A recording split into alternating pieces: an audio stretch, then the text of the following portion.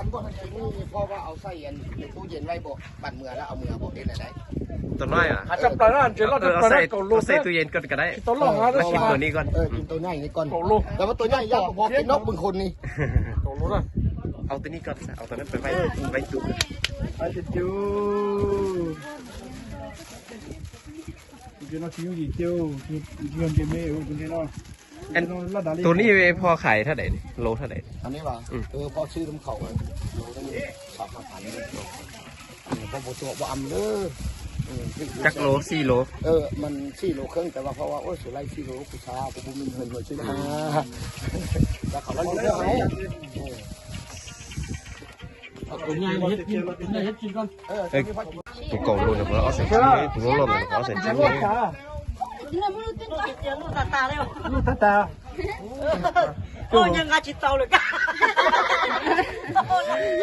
ดูหนังเก่งเนาะลูกจะตายตีปลาตีอ่อนใจดูหนังเก่งเนาะลูกจะตายป่านนายแล้วตัวน้องน่ะ ปันได้ค่ะโอ้โลดเตี้ยตัวน้องมา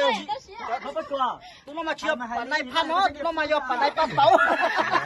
ป่านนายป้าเต๋าโอ้โลดเตี้ยซะกูมา เมย์จะหักลงเลยที่นี่ โลดเตี้ยลูกจะตายปลาตัวมีอะไรจ้ะลูก ตัวน้องอยากกูอิชาเตงงาจิตเตาเด็ก มาจะผ่านอีกแล้ว ชิ้นลัวป่ะนี่ชิ้นลัวตัวมีอะไรล่ะดูหนังนี้ฮะ ตัวน้องยังเจ้าชิ้นเนี่ยตัวน้องมีฮะพอเสร็จแล้วเจอตัวน้องยังเจ้าชิ้นเนี่ย ตัวนั้น4โลปลายแล้วขอเขาแล้วเขาไล่เอา4โล ปลาอย่างตัวนี้ ตัวน้อง ป เชียร์ ลาค่า ปลาดุกเต๋อ เหมือนปลานกเขาปลาค่า บ้าแม่เหรอ บ่แม่นได้ตัวแนว ปักข้าเนาะ ข้าวมันมาแล้วเขามาปล่อยไม่นะเนี่ยนะ เนี่ยเอาเลยมองไงละไงตัวฮะ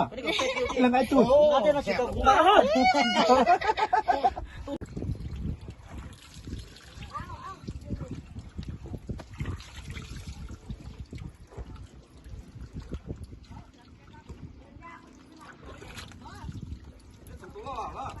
จังได้แล้ว ก็ไปแล้ว คนหนึ่งตัวเจิมตัวเหมี่ยมปัวเรา chấm lấy lo hả หมดจากกัวก็มันหลงเสียซะหยอก โอ้ใหญ่จริงเราอ่านว่า ก็กัวชิ้นไหนก็น่ะ ฮะ แต่ว่ากัวมันก็เลยกัวเนี่ย น่าเจ๊จอยเป๊กให้ฉีดนะฮะ น้ำมันร้อนลื่นได้ฉีดแต่เราตาลิสหรอเจนด้าใช่แล้วเรามาขายเชฟมาฉีดเนี่ยเขาจะเอาหม้อเนี่ยมุกุเนี่ยของเราตัวขอเจนเนี่ยเรายิ่งนอนเนี่ยเรากู้สิเจนที่นี่ดัชถูน่าลมติดเชื้อตัวแล้วจะเป็นเจ้าหมูจีแล้ว ô sao cấp lớn chơi chỉ như chả cá lo จำไรเนาะปวดเลย เราก็ตานะก็หนึ่งไพ่ดอกมานี่เราหรอก บุญตัวเนาะก่อน chấm lấy con nó vừa kiện thay cho bạn chơi ย้อนอยู่กี่เด้อ มันหนึ่งตัวดัดเด้อยู่โรงอย่างมันหนึ่งเจ้าปืนบังคับ ก้าวหยอกโอ้ยโอ้ยโอ้ยโอ้ยร่มหลังซิเนี่ย ตัวก็นอกหูเลยโอ้จิตตก เขามีข้าวก้าวก็ไม่มาเพราะตัวเขาแต่งเนี้ยเดียวไม่ต่อเลย ตามมาครับติดตามอะไรอีก เนี่ยนะเราผมข้าถามในเจ้าดูตัวข้าถามคนผมจะเอาเปลี่ยนว่าตัวมาหรือมาเขาอยากทำเขาป้อนตั้งแต่โบ ก็มีเกมไหลอยู่อ่ะมานี่ โอ้ยทีนี้ครับผมมีลูกมาที่เราปุ๋ยทางใหม่สำเพื่อมันจะเข้าสำหรับแล้วผมยังอยากกันไปซื้อนี่นะ ทีนี้ก็มีคนรักวะต้นลายวะ ตัวเราแย่แล้วยาบ้าแล้ว โอ้บ้านยันยูนเดี๋ยวนี้มีคนกินยาบ้าใช่เนาะ กินเจ้าสู้เรือนป่านั่นแม่กระป๋องแบบนี้เอาซื้อเขาเพราะว่ามันน้ำมันยังมันต้มหอม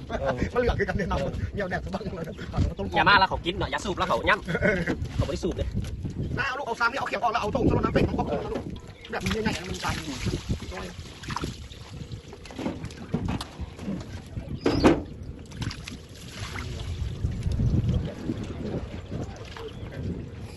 ไปเลี้ยงกูนะต้มยำมันเป็นวะเขากระจกลมที่จิตใจอ่ะผมเป็นยังไง งานเห็นบุกติด โอ้ยเดี๋ยวผมเป็น บุกเคยกลัวปลาใหญ่ๆนี่นะ บุฟเฟ่เห็นเนาะบุฟเฟ่ฟอร์เนาะ นู่นมีไข่โอ้คักแม่เลยมา เนี่ยตัวแม่คือคอยเบาแท้คนบางใหญ่ ไข่มันชนิดพอเทสออกคือกินอีก ออกไข่ แซ่บหลายแซ่บหลายแซ่บหลา โอ้ ย ทำไมสิสวนหมูมันลิ้นนี่โอ้มากินปลานี่โอ้ มาออกน้ำลูกไป ได้ข ค่ อง อยเอา ลู เลย กออก ไข่ ไป โอ้ไข่เบิ่งเลยล่ะ แห้งมาให้มันจำนี่ ค่อยเด้อค่อยเด้อ ไปนั่งขารถเอาบัดนี้จกไข่ออกบัดนี้ จะไปเอามาขนาดไหน สมองพร้อม ไข่กันไหนเนี่ย ออกมาใส่หัวไข่ใบยี่ตู้ผักซีแล้วกันมกเลยแล้วบอกเผ็ดใส่กินโลดนะลูกไป โอ้ปลาปั่นก็หมูปั่นตัวหมูเนี่ยนะ มันขนาดนั้น กินทุกคนมันก้อนเลย นี่มันเอามีดเจาะมันนั่นไม่ลูกจะจกไล่เลยมีแต่ไข่เนี่ยผมเครื่องในนั้นบุมีอย่างเลย เออ